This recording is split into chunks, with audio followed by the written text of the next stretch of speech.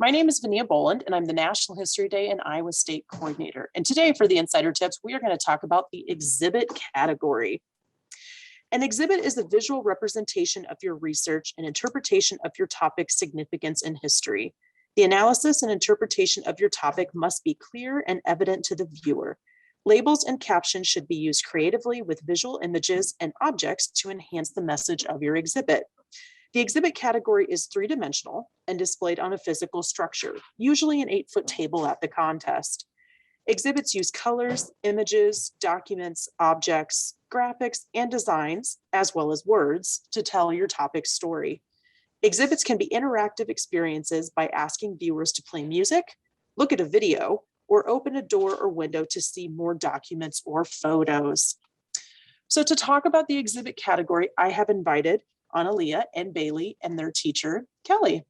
So I first want to say thank you, ladies, for joining us today. It's so great to have you here. I know you have some great experience with National History Day, and thank you so much for sharing your advice and tips with other students. So really quickly, if we can start with you two girls to introduce yourself and share how long you've been working on National History Day projects. My name is Bailey Bowman, and I've been working on National History Day for 1 year.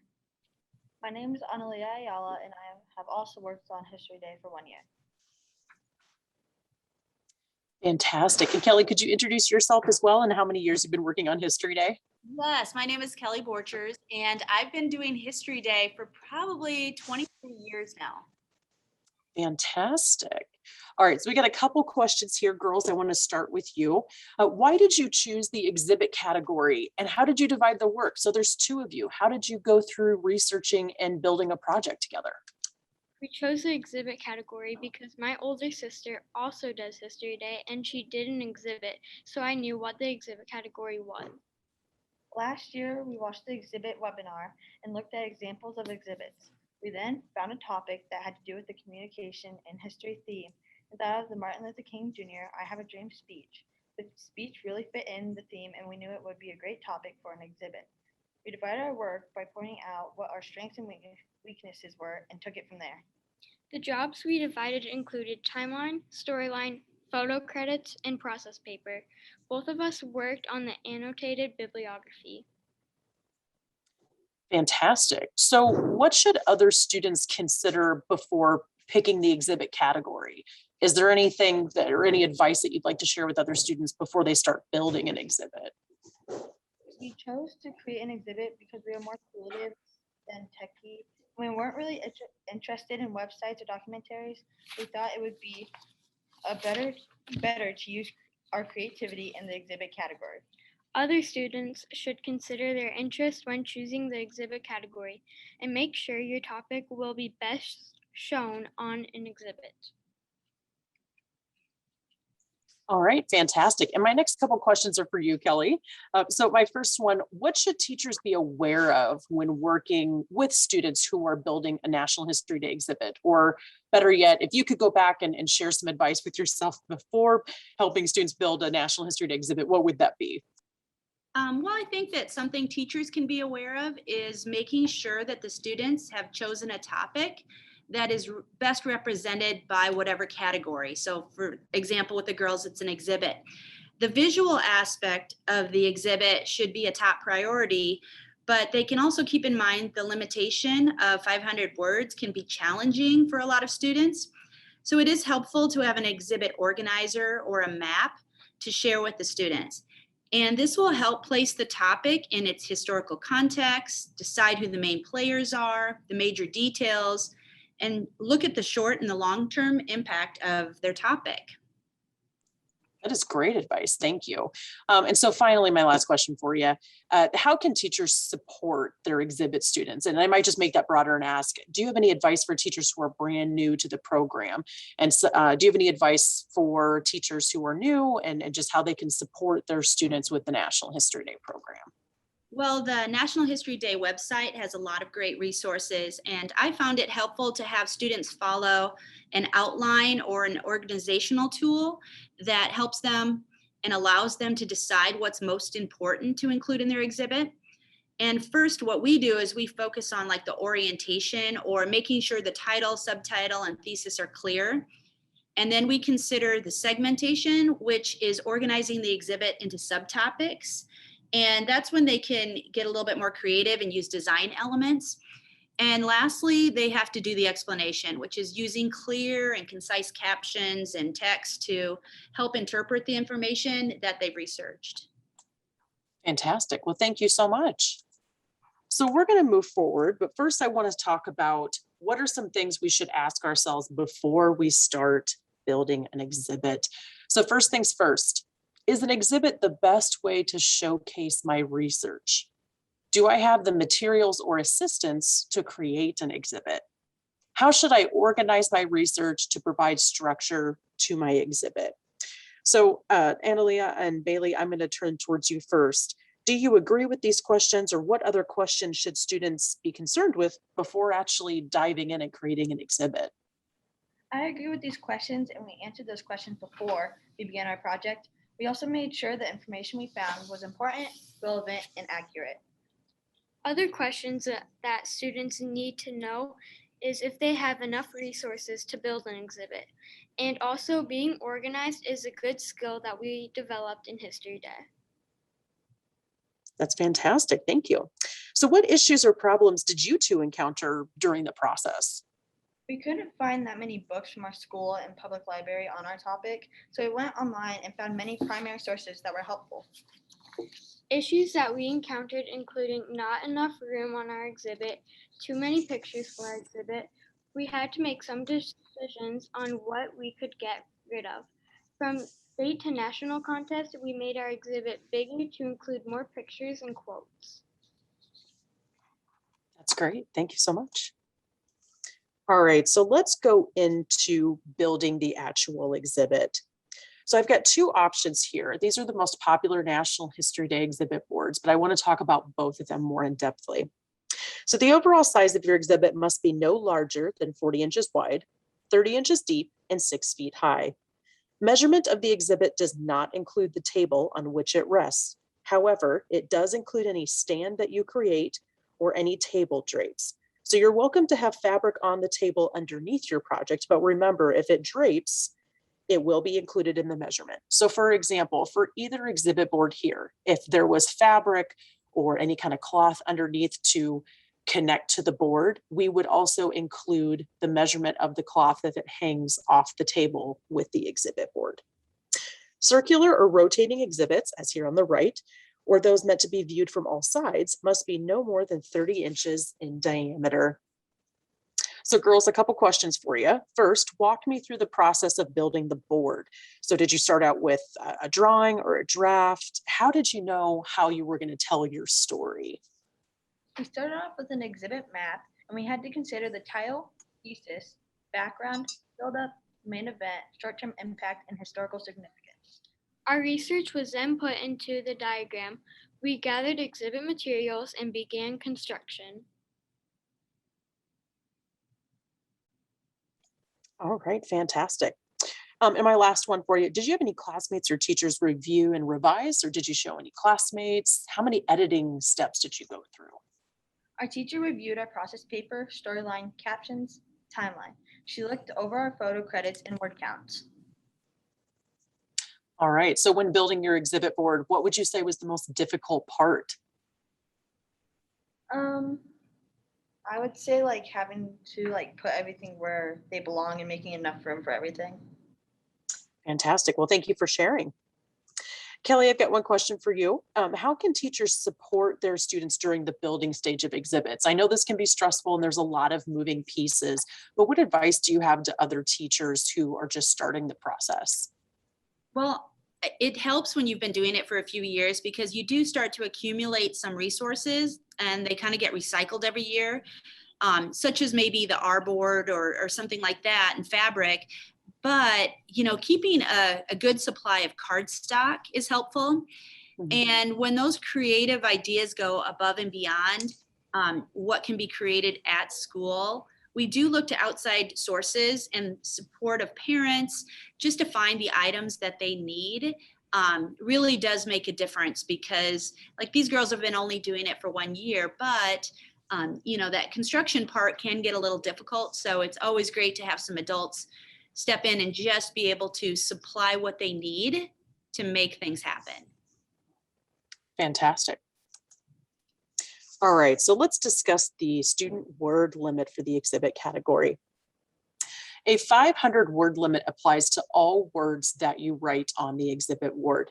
Each word or number counts as one word. So the following words do count on the exhibit board. So that'd be text that you write, so including titles, subtitles, captions, graphs, timelines, media devices, or supplemental materials, so photo albums or scrapbooks. Words that do not count would be primary or secondary materials or quotes included on your exhibit or in media or supplemental materials, and credits for your visual resources on the board. Those do not count. And I'm taking a look at, I have a screenshot of your guys' exhibit board here on the side, and I'm taking a look at some of those photos that you have. And I've got one quick question for you guys. What is the best way to ensure that you are staying within the student word limit? What advice would you have for other students? It is okay to go over the word limit when you are first starting. And then we decided what information was most important to include in the exhibit and what we didn't need. Fantastic. And I'm just curious that when I'm looking at this photo, I see different colors for different sections. But I am seeing it at some of your the photos underneath where the citation is highlighted in black. Can you explain the color coding that you did? That looked really great.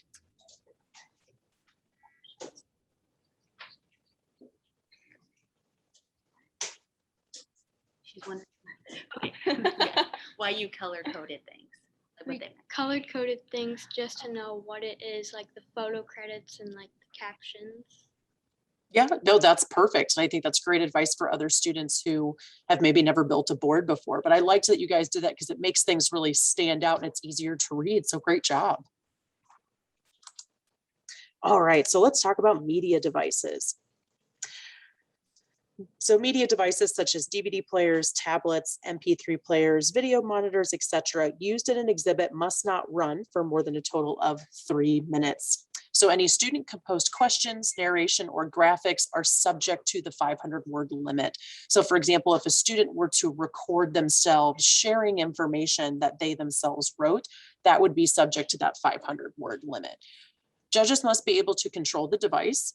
Media devices must fit within the size limits of the exhibit. And any media devices, they should be used integral to the exhibit, not a method to bypass student involvement. And I did not see any media devices in your guys' exhibit, but what are your thoughts on including a media device? Do you think it's needed? Do you think you can do without? What are your thoughts for other students? We did not have any media devices, but looking back, it would have been good to have a video of the speech or a voice recording of Martin Luther King Jr. giving the speech. Fantastic. Thanks, guys, so much. All right, so let's talk a little bit about crediting sources. So all quotes from written sources must be credited on the exhibit. All visual sources, such as photographs, paintings, charts, or graphs, must be credited on the exhibit and are fully cited in the annotated bibliography. So I have an example right here. This is a photo of Dr. Martin Luther King, but this is a short, brief credit that you can have on your exhibit. So it has what the photo is, the year that it was created, and where it is from. Brief factual credits, such as this one, do not count towards the word total.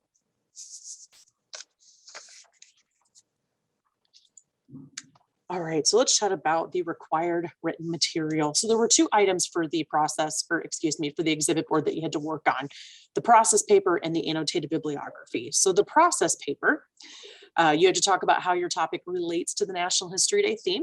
You had to explain your historical argument and explain why you chose the exhibit category or how you created your project. So quick questions for students. Actually, I'm going to go over and mention the annotated bibliography first. So the annotated bibliography is a list of sources that contributed to your research and organized by primary and secondary materials. You had to include source of visual, audio materials, and oral interviews. You had to bundle photos or other materials from the same collection in a single citation. And annotations must explain how you use the source. So just a couple questions for you. First one, how did you keep track of your resources and prepare citations for your photos or visuals on your board? We tracked our History Day resources by using a spreadsheet that included listing books, websites, citations, summary of information gained, and the date we accessed the information. That's great. So these citations in your photos, how did you go through and organize that on your board? How did you place them? Meaning, did you have a strategy? Did you know exactly which photos you wanted to go where to tell your story? How did you plan that out? How we displayed our information was strategic because we also included background information that influenced our topics, such as the Jim Crow laws. It was important to include the events that led to our main event. We strategically placed the photos and events according to the timeline of events. We also included the short-term impact of the speech and how it was impacted laws and people's thinking. The speech's long-term significance is still important, and we included the Black Lives Matter movement and Georgia voting rights. Fantastic. Thank you so much. All right, and before we end here, I just want to take a moment to ask if you have any additional tips or advice for other students that are working on National History Day projects. Anything that you wish you would have known when you got started? I kind of wish we would have known that we'd have to have a ton of different resources to use and have a lot of writing to do. It is a lot of writing, yep.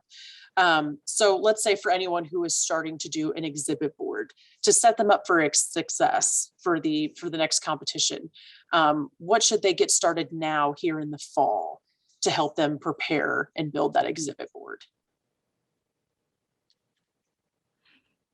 They should start thinking about their theme for their exhibit board. Fantastic. All right, and Kelly, do you have any final tips or advice for other teachers who are getting started with History Day?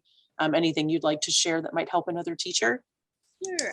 Bailey was talking about the themes. So we know the theme already for this year, and to be thinking about topics right now, it's never, too soon. I know a lot of kids at the end of last year, when they found out what the topic was or the theme was, they started thinking about topics already. So, right now is a good time just to be generating some ideas and you really thinking about what the future holds for this year and History Day. All right, well, thank you so much, all of you, for being here today. We really appreciate you taking the time and sharing your advice and tips for other National History Day students. So thank you so much. Thank you. And lastly, we're going to talk about additional assistance. So for those of you who are looking for more materials to help with the next contest season, please take a look at the Insider Tips webinar series. So this features webinars on different subjects related to National History Day, from selecting a theme, from research to contests to building a project. Ask a librarian if you need help looking for resources on your topic, or you have specific questions, or you're looking for very specific resources. Feel free to submit a request and talk to one of our librarians. We also have a mentorship program where you can get paired with the National History Day alumni student to receive feedback before a district contest. I highly recommend the mentorship program. Take the opportunity and chat with an alumni, someone who can help you and give you some feedback. But all of these fantastic pieces of assistance are on the National History Day in Iowa Getting Started webpage. And lastly, if you have any questions or concerns or things we didn't talk about in this video, feel free to send me an email or give me a call. Thank you so much, and we wish you the best of luck this contest season.